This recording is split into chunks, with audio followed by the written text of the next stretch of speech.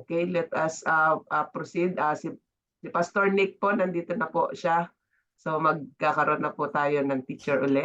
So praise God sa buhay po ni Pastor Nick, and we thank you, Pastor Nick, for committing every Friday. So i-ready na po natin ang ating mga papel at mga ballpen. So Pastor Nick. Okay, thank you, Sister Brenda. Good morning to everyone. It's good to be back again, no? And before we proceed to our lesson for today regarding the chapter 3 of the book of James o Santiago, let me tie again for what we have learned so far, no? Sa mga previous chapters na napag-aralan natin. Sa chapter 1, we talk about trials and temptation. Napag-alaman natin ang pagkakaiba ng trials when it comes to temptations, no? And although God will allow trials and temptation, pero ang pagkakaiba nito is that, sabi nga ni James, when it comes to temptation, God does not tempt anyone. It means to say temptation is not from the Lord. No, we are being tempted because of our sinful nature, and also Satan is the one who is tempting us, not God. So hindi natin pwedeng sabihin na sinusubukan tayo ng Panginoon, no? But although God can allow trials in terms of problems and sufferings, but then alam natin meron po yung dahilan. Okay? We talk about also in chapter 1 regarding the subject of listening and doing. We should be not only listeners of the word but also doers of the word, no? Kailangan na sabi nga natin, as we learn from the Lord, we are called by God to obey and to apply it in our lives. So we don't only listen, but we do the word that is being said to us by the Lord. Sa chapter 2, we talk about favoritism is forbidden by God. No? It's because we don't show favoritism because God does not show favoritism at all. And that's why as believers of Jesus Christ, hindi dapat tayo may favoritism sa ating pong buhay. And also, we talk about sa chapter 2, yung faith and work. Ano bang relationship nitong dalawa? Yung pananampalataya at ang ating pong mga ginagawa. We are not talking about salvation here, that salvation should be faith plus works, but this is something about after salvation. Sabi nga natin, ito ay pagkatapos na tayo na save na, dapat yung ating pananalig nakikita sa ating mga ginagawa, no? At doon natin nakikita ang tunay na pananalig sa ating Panginoon. Now, let's go now to chapter 3. Hindi po ganun kahaba itong chapter 3 nung ating pong pag-aaralan today, no? It is just some 18 verses, pero sabi nga natin, although these are just small chapter here, but malaman na malaman po yung mga verses na ibinigay sa atin in this book. No, pwede nating i-summarize this chapter into two division or to two parts. Yung chapter, yung verses 1 to 12, ng chapter 3 can be, we will able to see yung subject of how we are called by the Lord to tame the tongue or taming the tongue. And then yung part 2 po, makikita natin sa second division, yung verses 13 to 18, wherein James was talking about two kinds of wisdom, no? At pag-aaralan po natin mamaya yan kung ano ba yung itong dalawang klaseng wisdom na meron po tayo. Okay, and what wisdom do we have in our lives? Now, let's go now to the part 1 ng ating pong pag-aaral, and I hope and I pray we will be enlightened by this topic of how we are called to tame our tongue. Okay? Now, for our proper understanding, mga kapatid, nung sinulat ito ni Santiago, so on the very start of chapter 3, meron siyang inclusive subject na in-include niya dito when it comes to taming the tongue. And makikita natin yan sa verses 1 and 2. Hindi siya kagad nagbigay ng mga proper understanding or words regarding about how we need to tame the tongue, but he started about talking about a very different inclusive subject na hindi siya parang part nung buong subject about taming the tongue, although related siya. And what is that? Dito makikita natin dito that James discussed regarding the call wherein the accountability, especially for those who are teaching. So kaya kung pabasahin natin yung verses 1 and 2, sabi niya dito, not many of you should presume to be teachers by my brothers, because you know that we who teach will be judged more strictly. So he's talking about the subject of teaching and how people are called to teach. No? Kagaya ni Santiago, he was called to become a teacher of the word of the Lord, and how he said that how he will be accountable on what he is teaching. So dito, makikita natin, umpisan mo natin sa verses 1 and 2 before we go to the subject of taming our tongue. Makikita natin dito na sinabi ni James, at ito ang totoo, that not many should presume to be teachers. Ibig sabihin, wag nating asamin kung hindi tayo tinawag talagang maging tagapagturo, no? Because teaching is a very special gift from the Lord, no? Hindi tayo tinawag lahat na magturo. Come to think of this, sa isang simbahan lahat teachers, no? Pero wala pong ganon. Ibig sabihin, yung teaching or yung gift of teaching is a special gift that is being given by the Lord, at hindi nga ganon kadali talaga magturo. Ito yung makikita natin. Kaya sabi ni James dito, not many of you should presume. Huwag nating i-presume at huwag nating asamin kung talaga hindi tayo po tinawag magturo. Kasi nga, teaching and preaching are very special gifts that the Lord called for those people who are capable of doing it. Ibig sabihin, hindi lahat tayo pwedeng mag-preach, hindi po tayo lahat pwedeng magturo dahil accountable po tayo sa mga bagay na yon. At dapat, kung tayo po ay tinawag ng Panginoon, nandun po yung giftedness na ibinigay ng Panginoon, especially in the areas of what we teach and what we preach. Those who teach will be judged strictly. Yan po yung sinasabi dito ni James. No? Kaya hindi po kami bilang mga nagtuturo ako sa inyo, hindi po madali itong ginagawa ko sa inyo, because I will be accountable to God on what I am saying to you all. No, sasagutin ko sa Panginoon yung mga bagay na itinuturo ko po sa inyo, kaya I am accountable of it. Kaya I don't take this for lightly. Kaya kailangan ko mag-aral, kailangan ko talaga na i-prepare ang sarili ko and try to teach based on not what on my wisdom says or what I want to tell you about the word of the Lord, but I have to really consider what the word of God says. Na kailangan ano ba talaga yung sinasabi ng Panginoon dito sa salita na ito, or na hindi ko ano yung gusto ko lang sabihin sa inyo. So because I will be accountable to the Lord, and that is what James was trying to say here, that we will be accountable to God, especially on what we are teaching. And that is why dito natin makikita that sabi nga natin, not only they are accountable to the Lord, no, as being teachers, but also we will be judged strictly. Ang sabi ni James. Okay, so mapakiano mga si Sally, paki-message mo. Why we will be judged, no? Hindi lang magiging accountable kami sa mga itinuturo namin, especially for those people who are presuming to be teachers. But not only you will be accountable on what you are teaching, but also you will be judged strictly, sabi dito, no, sa word of the Lord, that those who teach will be judged more strictly. In what way we will be judged? No? Especially, I will consider myself as a teacher. And in what way I will be judged strictly by God?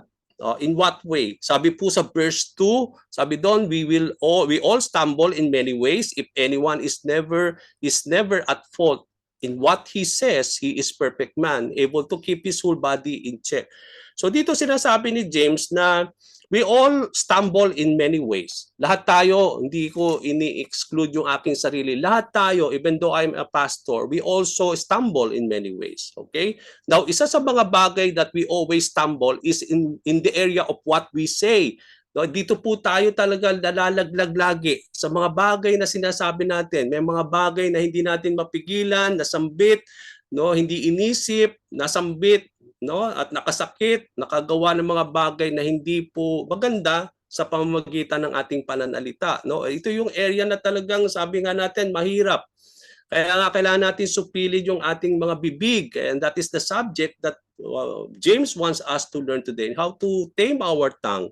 na hindi po dapat tayo nagsasalita kaagad-agad na hindi pinag-iisipan because sabi nga natin it is in the area that we stumble a lot, no? At sabi nga natin they should not sabi dito ni James, they should not at fault in what he says, no?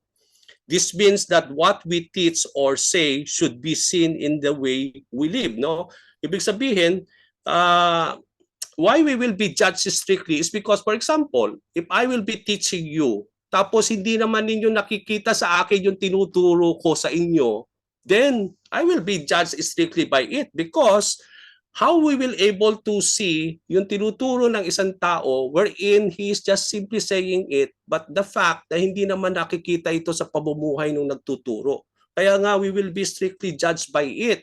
Kaya nga, kapag ako'y tumayo sa harapan, I know that people will judge me on what I says. Titingnan nila yung bawat kataga na aking ituturo kung nakikita ba yun sa buhay ko. Kaya nga, hindi po madali talaga tumayo sa harapan at magturo. Kasi sigurado parang lahat ng mata ng tao nakatingin sa iyo at pinakikinggan niya ang bawat kataga na yung sinasabi at kumbaga sa they are trying to see what you say on your life.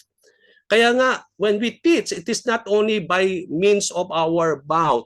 We always also teach by the way we live. At dahil nga, sabi nga natin, nakukumpirm yung mga bagay na ating pong tinuturo at sinasabi sa pamamagitan ng ating mga buhay. Kaya po, yun yung sinasabi ni James, that not only we will be accountable, but we will be judged strictly on what we says because sabi nga niya dito, we will be perfect if we will never be at fault on what we say because mahirap po that we are talking about something but then we will be at fault kung hindi naman ito talaga nakikita sa buhay natin. So, and that's why sabi dito, you are able to keep the whole body in check, no? Na-check natin yung ating mga buhay sa pamagitan ng ating pong mga hindi lang sa mga bagay na ating ginagawa kundi pati na rin po sa mga bagay na ating pong sinasabi. We are able to keep our whole body in check because what we say or teach damages our being. Alam po yan, yung kapag tayo po hindi natin marunong supilin yung ating bibig sa mga bagay na ating pong sinasabi, hindi lang po nakakasira kayo ng mga tao sa mga bagay na sinasabi natin sa kanila, kundi pati yung reputasyon natin, pati yung ating buong buhay, ang ating pong sarili, nasisira rin. Okay? Kapag hindi maayos po yung ating pananalita, yung ating pong mga sinasabi sa tao, sino ba nasisira? Hindi po yung ating pinagsasabihan, kundi lalo tigit sa lahat tayo po na nagsasalita. That's why our reputation as a being depends on what we say. Kung gusto nating ingatan talaga yung ating reputasyon as believers in Christ, as being followers of the Lord, the more we need to slow. Sabi nga nung napag-aralan natin, slow to speak. No, not fast to speak. We should be, sabi nga natin, we should not, hindi tayo dadali-dali na nagsasalita. Okay, natatandaan niyo yung last lesson natin last time, no? We are called to quick to listen, but we need to be slow to speak. Hindi dapat tayo laging nagsasalita na hindi pinag-iisipan yung ating pong sinasabi. And especially when you are teaching, no, hindi lang ito basta-basta nagtuturo tayo, but how we need to be guided by the Spirit, how we need to submit to the Lord, especially that we will be accountable on what we are teaching and we will be judged by it. That's why we need to see to it that the right teaching is being conveyed to the people. No? Kaya nga, we are all accountable to it. So makikita natin, ito yung inumpisahan kagad ni James, no, na para bang hindi related doon sa subject of taming the tongue, but napakaganda naman na napaka-inam na sometimes kasi sa ating conversation, parang ang dating sa sarili mo, parang ang tingin mo sa sarili mo, teacher ka, na parang ang galing-galing mo sa mga conversation, no? Parang ayaw ka magpadaig, no? Ayaw mong masapawan ng mga tao sa kapag tayo po ay nag-uusap-usap na parang you are presuming yourself that you know everything. And that's what James was trying to say, no? We don't need to presume that we all know everything. that na para bang ikaw yung nagtuturo sa tao, because we will all be accountable in what we are saying, mga kapatid. That's why we need to be careful on this, no? Especially to dominate and trying to see ourselves na mas mahaydi ka, mas marunong ka, or you are trying to presume yourself as teachers, but then we need to be guided. We need to be careful because on what we say, because we will be accountable to the Lord, but also we will be judged by the things that we say. Sabi ni Jesus Christ, mga kapatid, in the judgment day, you will be judged on what you says. Yan po yung sinabi ni Lord. We will be all accountable on what we are saying. Sasagutin natin yan, mga kapatid, sa Panginoon kapag tayo po, we are already presenting ourselves face to face with the Lord, no? Na talagang sabi nga natin na we will be judged on what we have said, no? Kaya nga dito natin makikita na we will all be accountable on what we are saying, whether we are teachers o hindi ka teacher o hindi ka preacher. Yung sinasabi mo, mga kapatid, the very words that is coming out from your mouth, you will be accountable on the Lord about it. Kaya we need to be careful on what we are saying, mga kapatid, because we will be judged on what we are saying. And that is what Jesus Christ was trying to say. Okay, we go now to the verses 3 to 6 and how we are called by here to tame our tongue. So the taming of the tongue. Dito, hinalintulad ni Santiago ang pagsusupil or taming our tongue into two different example. And what are the two examples that he likened the taming of the tongue? Una, yung bits put into the mouth of a horse. Di ba alam natin na kapag sasakay ka sa kabayo, no, there is a bit, yung small steel that is being put into the mouth of the horse, na yun po yung parang magiging gabay niya kung saan mo dadalhin yung kabayo. Okay, so that is one of the example na hinalintulad ni Santiago, yung taming of the tongue. And the other example that he likened the taming of the tongue is yung rudder that steered the ship. Okay, come to think of this, napakalaki yung ship, but then there's this small part of that ship, yung rudder that steered the ship, where the captain will try to allow the ship to go. Okay? So unahin natin yung unang example. Niliken ni Santiago yung taming of the tongue into the bits that is being put into the mouth of the horse. With bits in the mouth, sabi niya, with that bit sa bibig nung kabayo, the horse is put into your disposal. Okay? Para bang you are putting yourself, you are putting yung horse into your disposal by that bit, no? Because you make them to obey, sabi ni Santiago, and turn the whole animal with the small thing in their mouth. Okay? So napaka-importante po yung bits na yon, because you put the animal into your disposal, and by it you make them to obey where to turn to. Okay? Kaya nga napaka-importante po yon. So yung another example here is this small rudder that steered the ship. No, alam natin po that although the ships are large and driven by strong wind, sabi dito ni James, they are steered by a very small rudder. It allowed the captain to take the ship where to go. Kaya napaka-importante yun, no? Come to think of this, na without the bits, without the rudder, the ship and the horse can just go wherever they want. Okay? Pwedeng kung saan-saan lang sila pumunta, no? But because of the bits, because of that, they are being put into your disposal, and the captain, because of that rudder, he can turn the ship where he wants to go.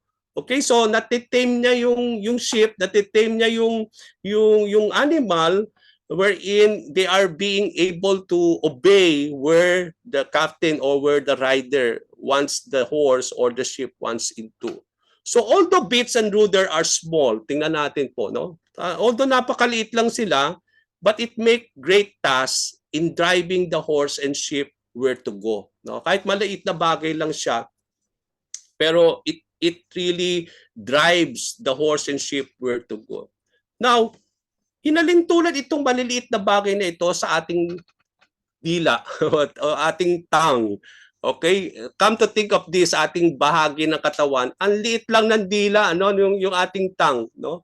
And although tongue is a small part of the body, pero ang sabi ni James B dito, it makes great boast and grand speeches. Okay? By your tongue, ang dami natin pwedeng sabihin, no? You can make great speeches. Out of your tongue, you can great boast also. Pwede kang magyabang sa pamamagitan ng iyong bibig. Pwede kang magturo ng... So, ang daming pwedeng mangyari. Ang daming pwedeng lumabas sa bibig natin, no? And just as the small spark, sabi ni James dito, that can set afire a great forest. Come to think of a great forest. Just a little spark, it can burn the whole place. Okay? Ganun po katindi yung, kaya niya hinahalin tulad ni Santiago ito, is because even the tongue is just a small part, but it can ruin the whole being. Okay? The same thing with the tongue. It can destroy the whole person or the being with just small part of our body. Kaya hinahalin tulad niya dito na ang tongue is like a fire. No, it corrupts the whole person. It can destroy, it can burn our whole being kung hindi tayo marunong mag-tame ng ating pong dila. Okay? We should know how to use our tongue. It sets the whole course of life on fire.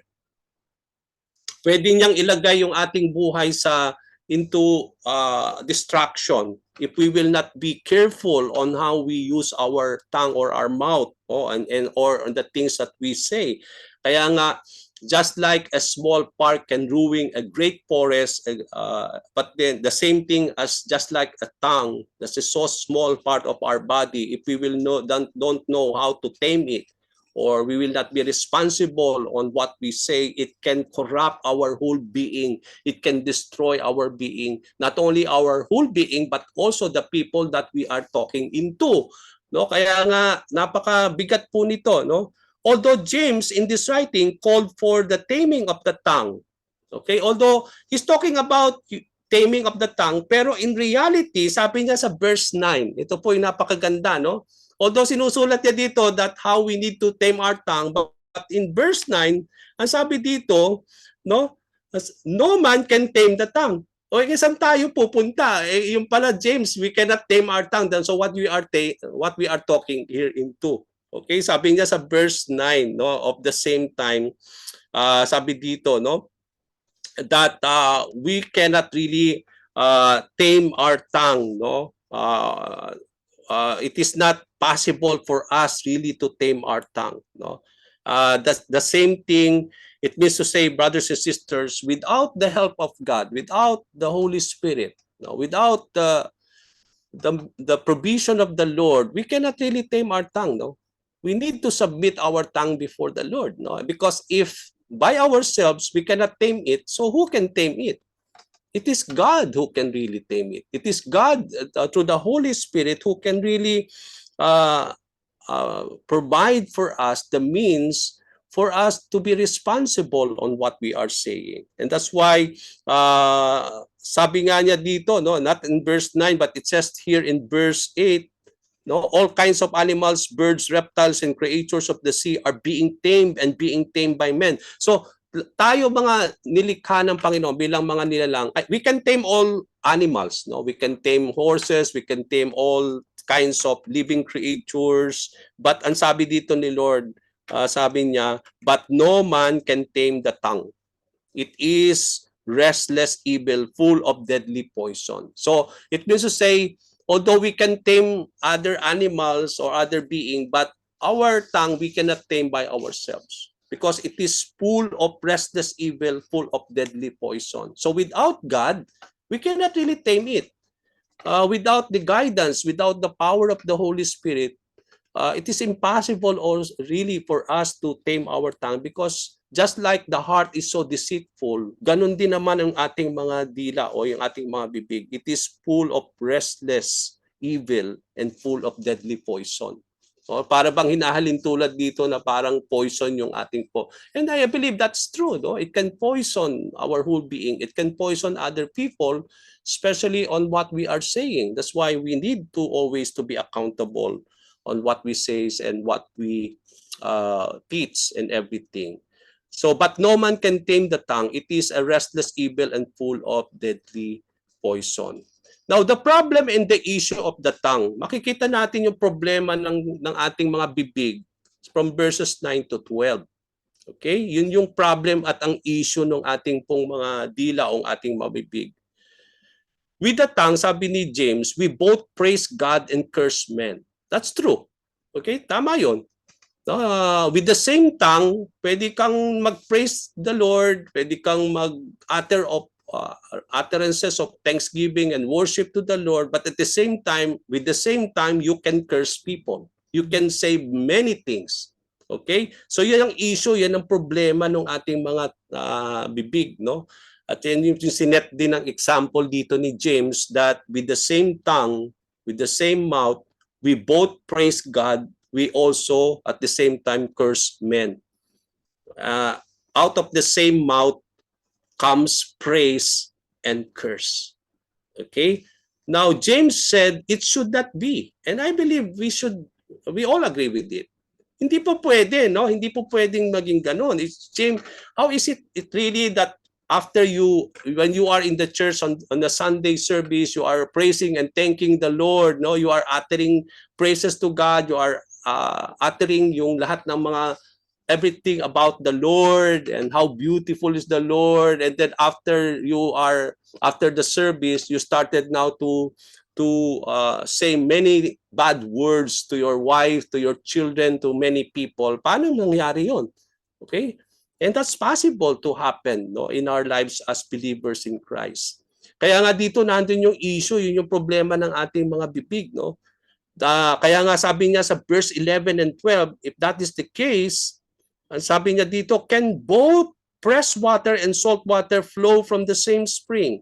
My brothers, can a fig tree bear olives or grapevine bear figs? Neither can a salt spring produce fresh water. So anong sinasabi dito ngayon ni James? Ang sinasabi that there should be consistency in our life as believers in the Lord between our speech and our life. So dapat may consistency na ibig sabihin, consistency in these things that we says. We cannot be inconsistent that one time or in that particular time we are praising the Lord, but on a particular after that we are cursing people, we are damaging people, but by our words that we say that are not really good. No? At the same time, there should be consistency when it comes to our speech and when it comes to our life. Sabi nga natin kanina, no, when we started, that what we say should always be seen in our life. No, there should be consistency on our speeches regarding the things that we also do and live out of our lives. No, dapat may consistency. Kaya nga, fresh water and salt water cannot flow from the same spring. Okay, yun yung sinasabi ni James.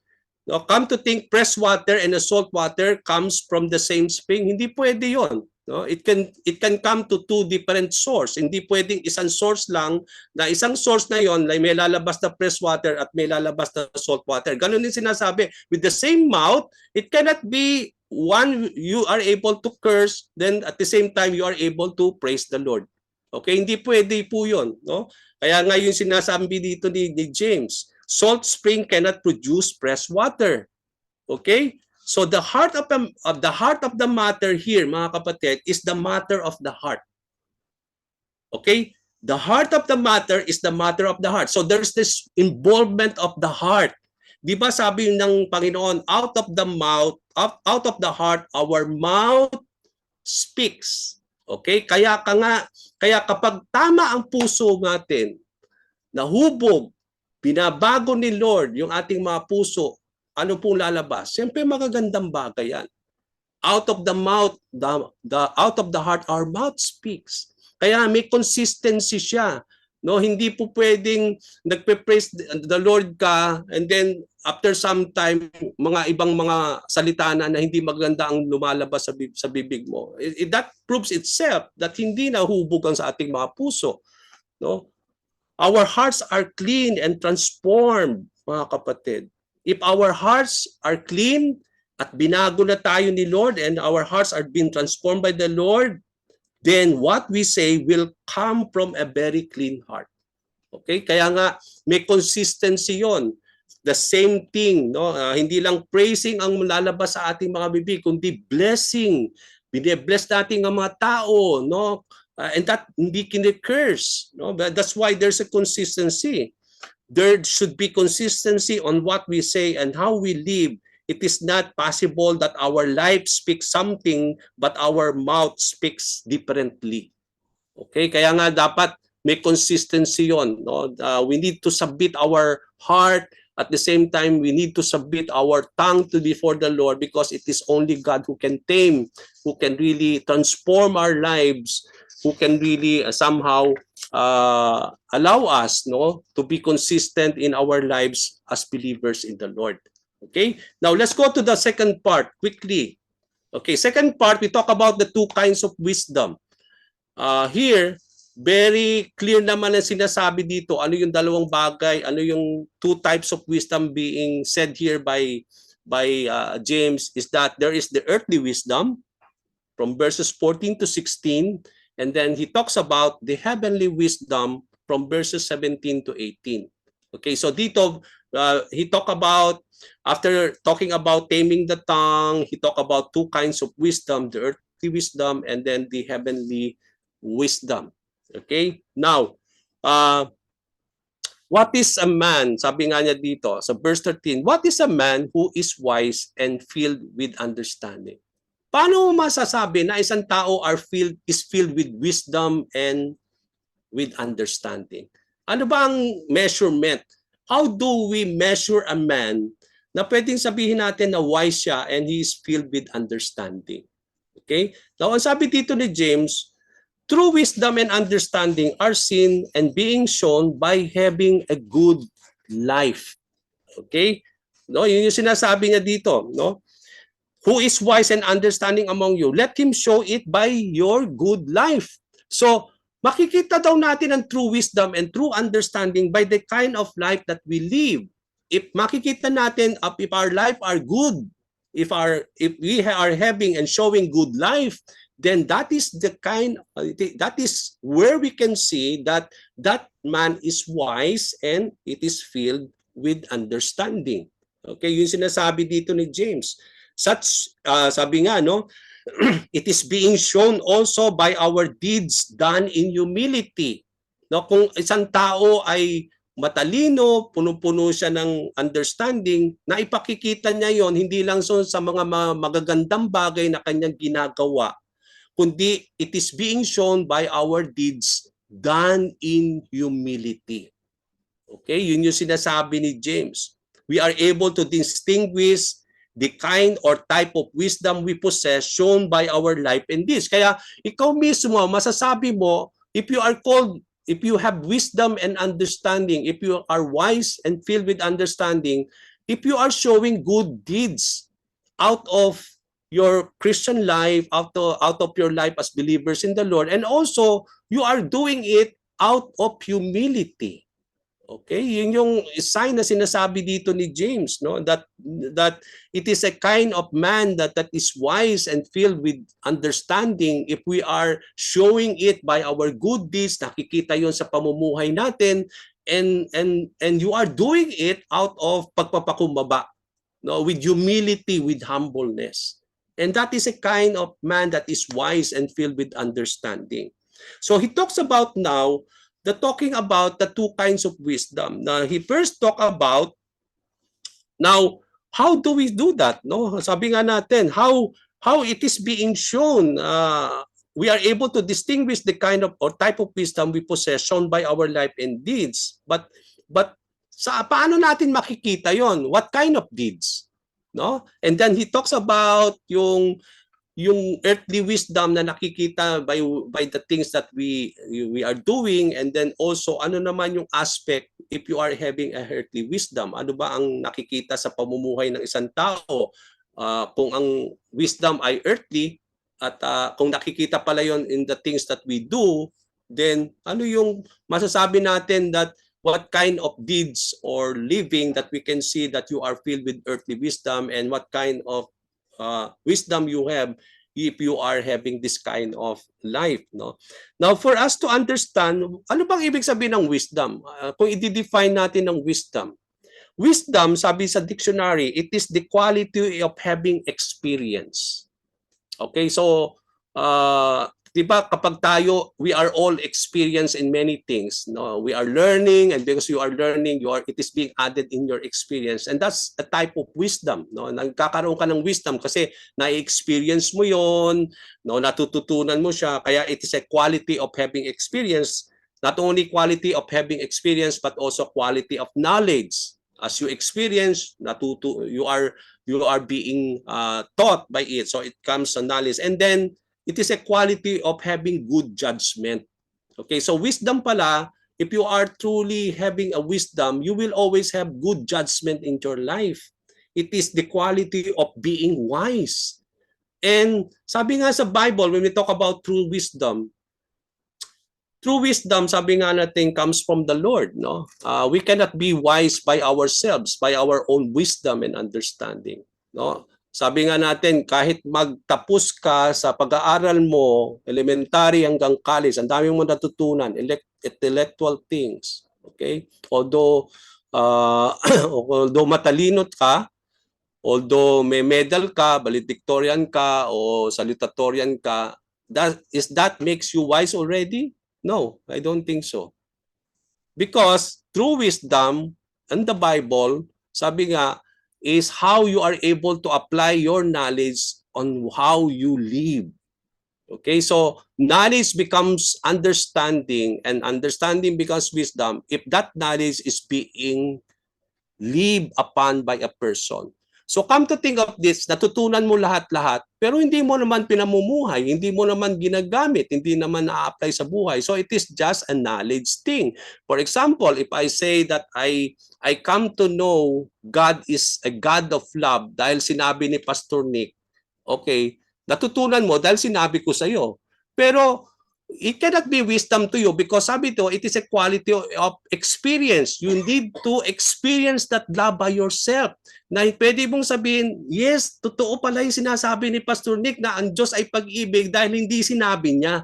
Na-experience ko, natutunan ko na Diyos ay pag-ibig kasi na-experience ko yun. That is what wisdom is all about, mga kapatid. Knowledge turned into application. So, I believe that's the very essence why we need to become wise, no? If you know how, balik na naman tayo sa listening and doing the word. Not only listeners but doers of the Lord. You become wise if you know how to do what you are learning, what God is teaching you, no? That's only knowledge when you are learning it, but when you don't apply it, it is not wisdom at all. It's just a knowledge. It's just an intellectual deal in your mind.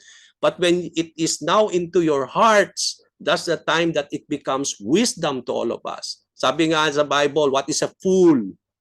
Sa Bible, ang fool hindi sira ulo. Okay, sa atin sinasabi ating fool ang isang tao dahil sira ang ulo, no? May tama yung isip, no? But in the Bible, that's not the kind of fool. Ang fool sa Bible, you know the truth but you are not doing it. You become fool. No, we are all foolish people. We are all fool if you know the truth, you know everything, but you are not applying it. You are not living at all what is you come to know about the truth. So, wisdom here now is that you are able to apply. You become wise now if you are applying the word of the Lord. No? But then you become fool if you are not applying it.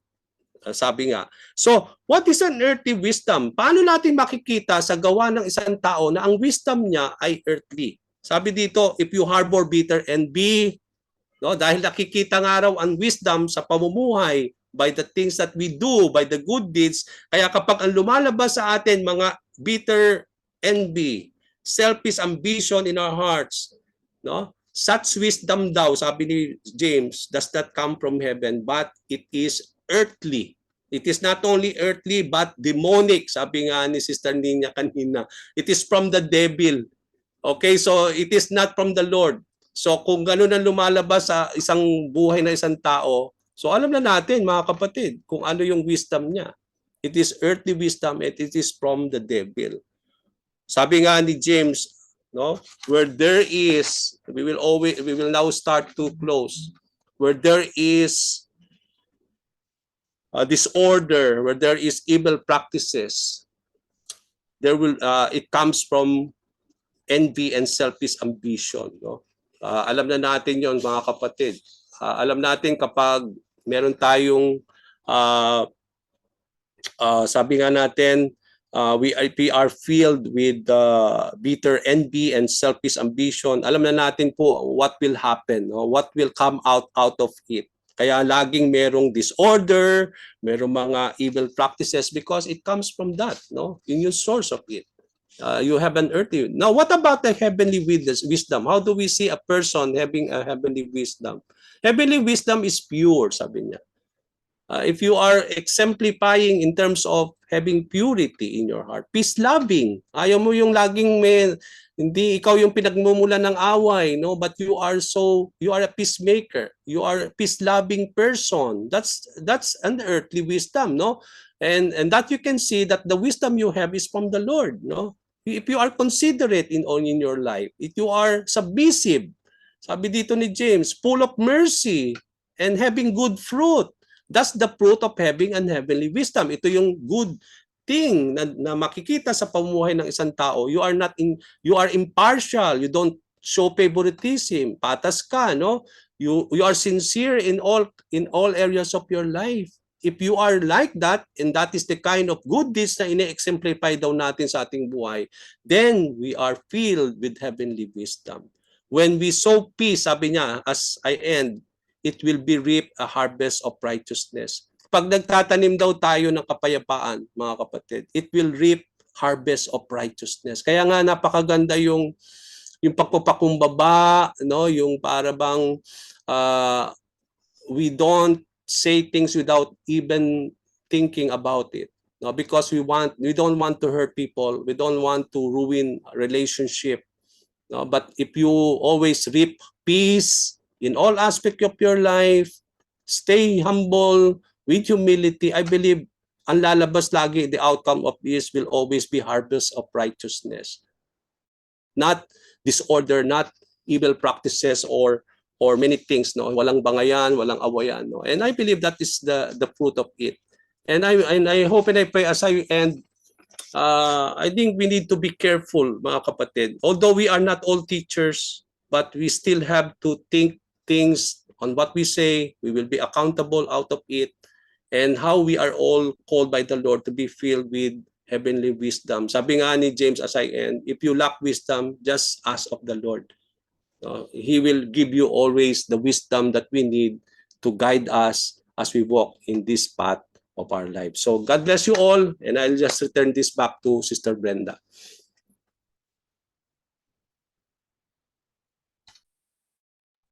Amen. Praise God. I-off ko lang po yung record.